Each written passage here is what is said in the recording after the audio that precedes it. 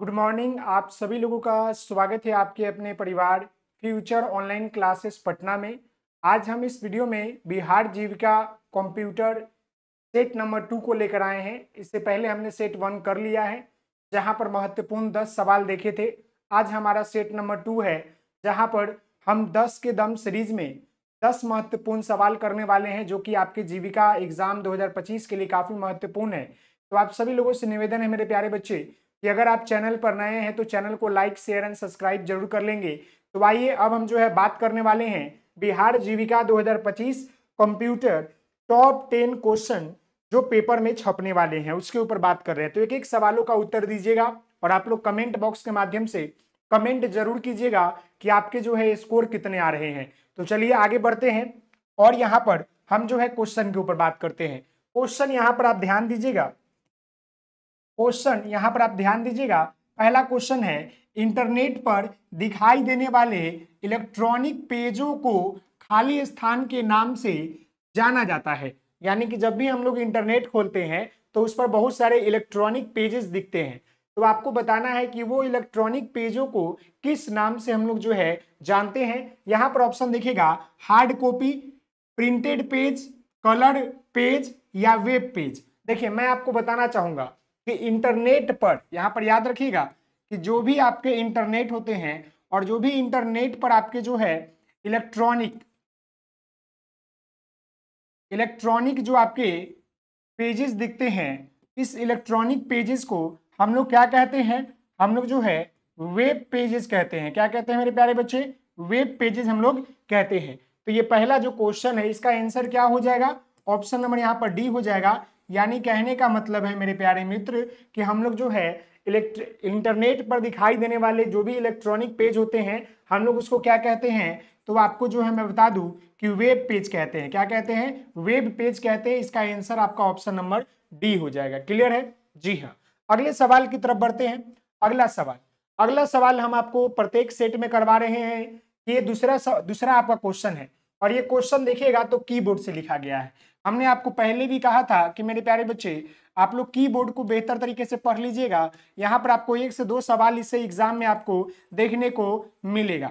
समझ गए? यहाँ पर सवाल देखिएगा कि किसी कंप्यूटर की कीबोर्ड में आमतौर पर खाली स्थान फंक्शन की होते हैं। ये जो आपका फंक्शन की होते हैं, कितने होते हैं आपको पूछा है। फंक्शन की बात कर रहा है किसमें? तो आपका कीबोर्ड में। आप लोग ध्यान पूर्वक अगर कीबोर्ड को देखे होंगे मेरे प्यारे मित्र, तो आपका कीबोर्ड इस तरह का होता है। तो आप देखिएगा तो यहाँ पर ऐसे ऐसे रहता है। समझ गए? यहाँ पर आप ध्यान दीजिएगा तो आपका ऐसे रहता है। और ये जो सबसे ऊपर वाला लाइन देखिएगा, ये लाइन वाला में, तो इसमें F1 से लेकर आपका F12 यानी कि 12 को रहता है। क्या मेरे प्यारे बच्चे? तो आपका फंक्शन की रहता है। फंक्शन की रहता है। तो यहाँ पर ऑप्शन में 11, 10, 12, 16, तो इस प्रश्न का उत्तर क्या हो जाएगा? 12 हो जाएगा। यानी कहने का मतलब है कि जो भी आपका कंप्यूटर का कीबोर्ड होता है उसमें आमतौर पर 12 फंक्शन की होते हैं। आप देखिएगा तो ऐसे लिखा रहेगा, F1, F2, F3, F4, F5 ऐसे लिखा होगा। और एक सवाल ये भी पूछता है कि पेज को फ्रेश करने के लिए, समझ गए ना, पेज को रिफ्रेश करने के लिए हम लोग किस फंक्शन की का प्रयोग करते हैं? तो पेज को रिफ्रेश करने के लिए हम लोग मेरे प्यारे बच्चे F5, जो F5 आपका जो फंक्शन की होता है उसका हम लोग प्रयोग करते हैं। तो ये बातें याद रखिएगा। इसका आंसर आपका option number C will be right answer. अगले सवाल की तरफ बढ़ते हैं। तो अगला सवाल यहां पर ध्यान दीजिएगा मेरे प्यारे मित्र। अगला सवाल यहां पर आपका तीसरा नंबर है। ये बोल रहा है कि वेब पेज से संबंध में SEO का पूर्ण रूप क्या होता है? अब ये वेब पेज कहां दिखता है मेरे प्यारे बच्चे? तो ये आपका इंटरनेट पर, जो भी इंटरनेट पर आपके पेजेस होते हैं, उसी को हम लोग क्या कहते हैं? वेब पेजेस कहते हैं। वेब पेजेस कहते हैं। और इसी में पूछा है कि वेब पेजेस के संबंध में SEO का फुल फॉर्म पूछा है। इसका फुल फॉर्म पूछा है, क्या होगा? यहां पर ऑप्शन दिखेगा, तो यहां पर है, देखिएगा, slack engine optimization, search editing optimization, search engine optimization, scale editing optimization. मैं आपको बताना चाहूंगा मेरे प्यारे बच्चे कि वेब पेज के संबंध में SEO का पूर्ण रूप जो होता है मेरे प्यारे बच्चे, वो आपका होता है, जी हाँ मेरे प्यारे बच्चे, जी सर्च इंजन ऑप्टिमाइजेशन क्या होता है? ऑप्शन नंबर सी यहां पर आपका सही हो जाएगा, ऑप्शन नंबर सी, यानी कि इस सर्च इंजन, याद रखिएगा सर्च इंजन ऑप्टिमाइजेशन। तो ये जो आपका SEO का फुल फॉर्म होता है वो सर्च इंजन ऑप्टिमाइजेशन होता है वेब पेजेस पर, क्योंकि इंटरनेट के माध्यम से हम लोग जब वेब पेज पर जाते हैं तो वहां पर कुछ ना कुछ हम लोग सर्च करते हैं। तो इसका आंसर क्या हो जाएगा? Search engine optimisation. क्लियर है? जी हाँ। अगले सवाल की तरफ बढ़ते हैं। तो अगला सवाल यहां पर देखिएगा, ये आपका मेमोरी से पूछ लिया है। मैं आपको बताना चाहूंगा कि आपको मेमोरी भी चैप्टर आता है जिसको आपको पढ़ना पड़ेगा कंप्यूटर में। यहां से भी आपका एक सवाल मेमोरी से भी रहेगा, एक सवाल आपका मेमोरी से भी देखने को एग्जाम में रहेगा। देखिएगा प्रोग्राम, देखिएगा प्रोग्रामेबल रीड ओनली मेमोरी का संक्षिप्त रूप क्या होता है? ये आपका जो है फुल फॉर्म दे दिया है और उसका संक्षिप्त रूप पूछा है। यहां पर क्या लिखा गया है? यहां पर लिखा गया है प्रोग्रामेबल, समझ गए? प्रोग्रामेबल, याद रखिएगा प्रोग्रामेबल रीड ओनली मेमोरी, इसका जो संक्षिप्त रूप होता है वो आपका क्या होता है? PROM, इसको हम लोग प्रोएम बोलते हैं। तो इसका आंसर आपका ऑप्शन नंबर यहां पर ये ए हो जाएगा, समझ गए? उसी प्रकार अगर आप देखेगा तो यहां पर पूछा है रोम और रैम, इसको भी याद रखिएगा। रोम और रैम का फुल फॉर्म पूछ लेता है, ROM का पूछेगा, नहीं तो RAM का पूछेगा। रोम रैम ये आपका जो है क्या है कि स्टोरेज डिवाइस होता है, समझ गए? तो इसको हम लोग बोलते हैं क्या? Random access memory, random access, चलिए इसका रीड ओनली मेमोरी होता है। रोम का क्या होता है? Read only memory, read only memory. और वहीं पर रैम का होता है random, random access, random access memory होता है, याद रखिएगा ये बहुत जरूरी है। तो इस प्रश्न का उत्तर यहां पर आपका ऑप्शन नंबर यहां पर ए हो जाएगा। क्लियर है? जी हाँ। अगले सवाल की तरफ बढ़ते हैं। अगला सवाल यहां पर आपका पूछा क्या है? देखिएगा डिवाइस से पूछ लिया है और मैं आपको बताना चाहूंगा कि डिवाइस से आपका जो सवाल आएगा ही आएगा। तो डिवाइस में मुख्य तौर पर आपका एक इनपुट होता है, आप सभी लोगों को पता होना चाहिए, एक आपका आउटपुट होता है। तो सवाल पूछेगा ही पूछेगा, समझ गए? तो यहाँ पर पूछा है कि इनपुट डिवाइस के लिए निम्नलिखित में से कौन सा कथन गलत है? यहां पर जो है फॉल्स स्टेटमेंट के ऊपर बात करना है, कौन सा कथन गलत है। ये किसकी बात किया है? इनपुट के लिए। तो इनपुट कहने का मतलब है कि जब हम कंप्यूटर को कुछ आदेश देते हैं। आउटपुट कहने का मतलब है कि देखिए इसको याद करने का तरीका, इनपुट डिवाइस किसे कहते हैं और आउटपुट डिवाइस किसे कहते हैं। इनपुट डिवाइस कहने का मतलब होता है कुछ कंप्यूटर को देते हैं, समझ गए? जब हम लोग जो है हम लोग कंप्यूटर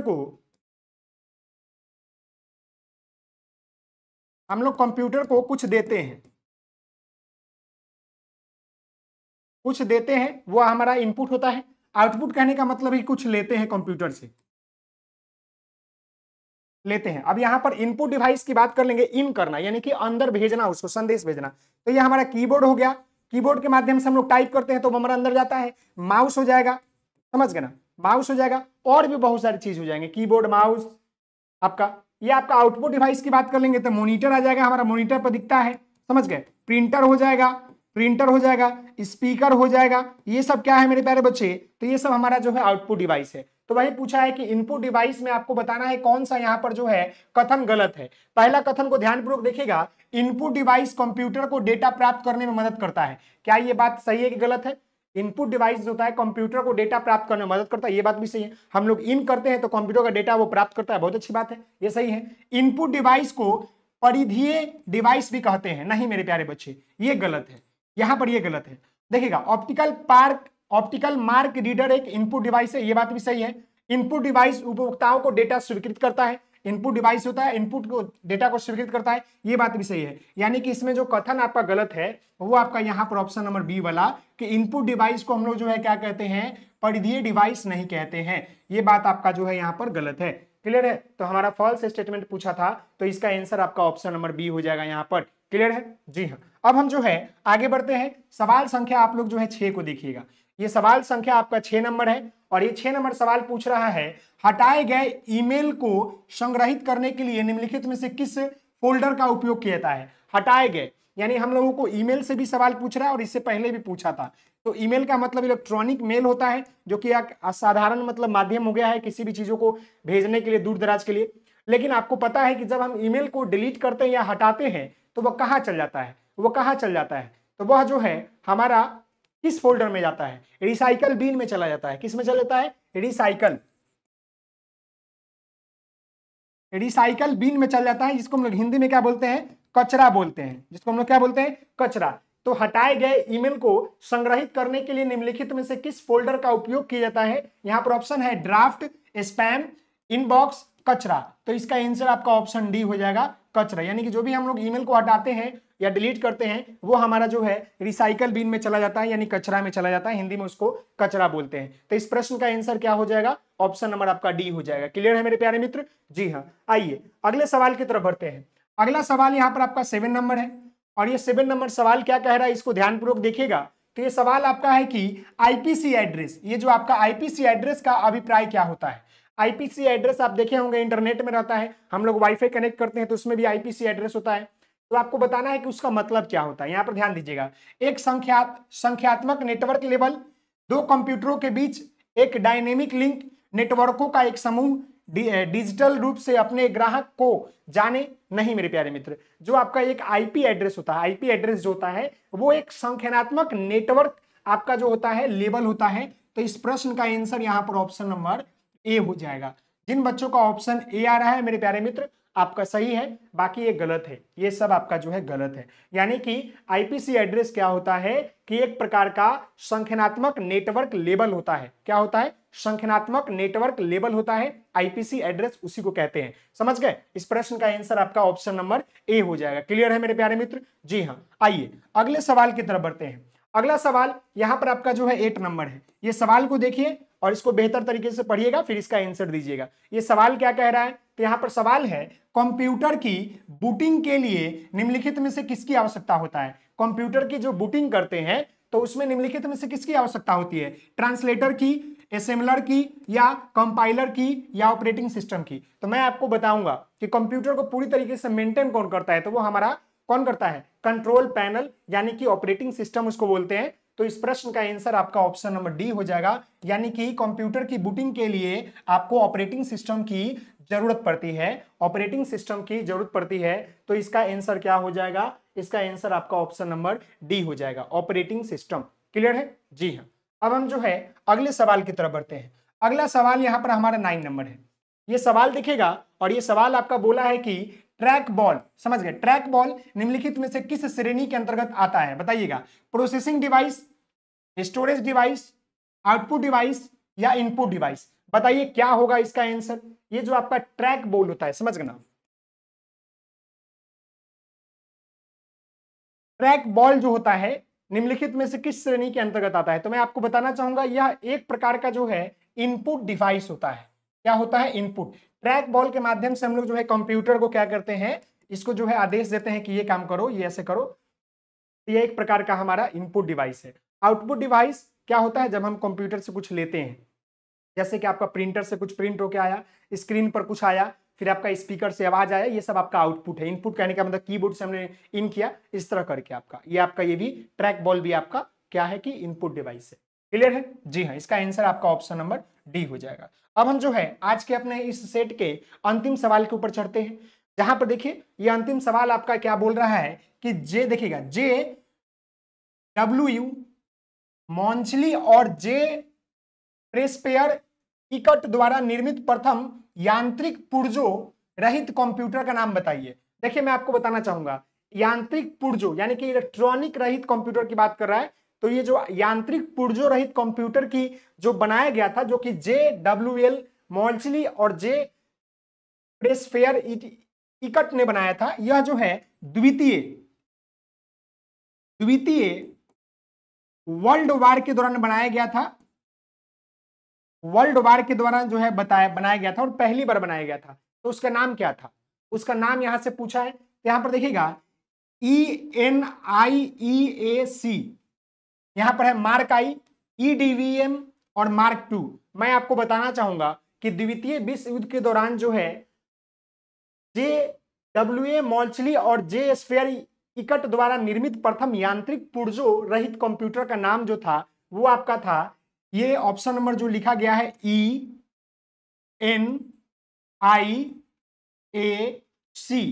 यानी कि इनिक्स था। क्या होता? इनिक्स। इनिक्स याद रखिएगा। इसका आंसर आपका यहां पर ऑप्शन नंबर क्या हो जाएगा? ऑप्शन नंबर ए हो जाएगा।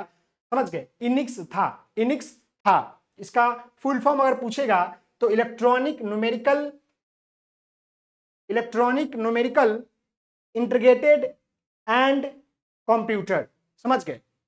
इसका याद रखिएगा। ये आपका था क्या? इनिक्स था। ये द्वितीय वर्ल्ड वार के दौरान बनाया गया था। तो अब आप लोग कमेंट कीजिए और मुझे बताइए कि आप लोगों को कितना मार्क्स आ रहा है। ये सेट नंबर 2 था, जहां पर हमने जो है बिहार जीविका के कंप्यूटर के सेट नंबर 2 को कराया। तो आप लोग फटाफट कमेंट कीजिए और मुझे बताइए कि आपके कितने मार्क्स आ रहे हैं। तो आज के लिए इतना ही, मिलते हैं नेक्स्ट वीडियो में। तब तक के लिए धन्यवाद। आप सभी लोगों से निवेदन है कि चैनल पर नए होंगे तो चैनल को लाइक शेयर एंड सब्सक्राइब कर लेंगे। बहुत बहुत धन्यवाद। आप सभी लोग हंसते रहिए, मुस्कुराते रहिए, पढ़ाई करते रहिए और चैनल को जरूर सब्सक्राइब कीजिएगा। Take care, bye bye.